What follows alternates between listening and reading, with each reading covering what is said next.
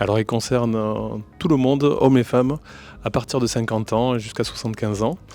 Il y a plusieurs façons de dépister. Pour la population générale, le test de dépistage, c'est un test de recherche de sang dans les selles, puisqu'on sait que les gros polypes et les cancers, dès qu'ils débutent et avant de provoquer des symptômes, peuvent saigner. Et donc on détecte les traces de sang dans les selles.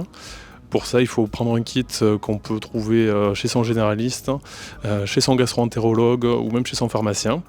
On peut même aller, si on n'a pas reçu de lettre d'invitation, sur le site internet monkitdépistagecolorectal.fr pour s'en faire envoyer directement à domicile.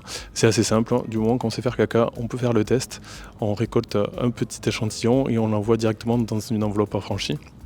Et on a le résultat en à peu près 3 jours pour savoir s'il y a des traces de sang. Et donc, s'il y a des traces de sang, ou si votre médecin ou votre interlocuteur vous dit qu'il y a des facteurs de risque particuliers dans la famille, ou selon vos antécédents, qui nécessitent la réalisation d'une coloscopie, à ce moment-là, on va voir son gastro-entérologue et on fait une coloscopie qui permet de dépister et de traiter les lésions du côlon.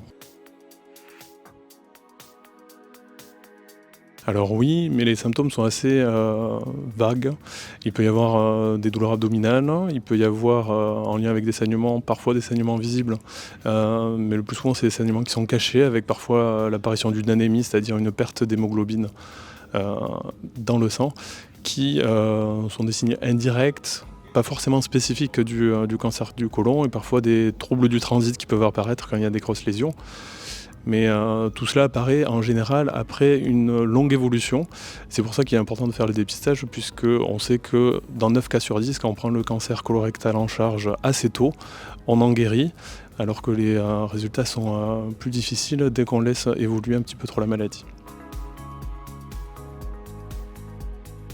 Alors de notre côté, en endoscopie, les choses ont pas mal évolué. La coloscopie, elle permet déjà de faire un diagnostic, de dépister des lésions précancéreuses, que sont les polypes, qui sont le premier stade avant l'évolution vers le cancer colorectal, qui sont des choses qu'on fait déjà depuis de nombreuses années. Et puis de plus en plus, grâce à l'endoscopie interventionnelle, et notamment la dissection sous-muqueuse, on peut aller un petit peu plus loin et permettre à des gens qui avant devaient être opérés de bénéficier d'un traitement uniquement par endoscopie, c'est-à-dire on passe par voie anale, on ne fait pas de cicatrice et on peut réséquer des gros polypes ou des cancers débutants à partir du moment où le cancer reste superficiel et que l'atteinte n'est pas trop profonde.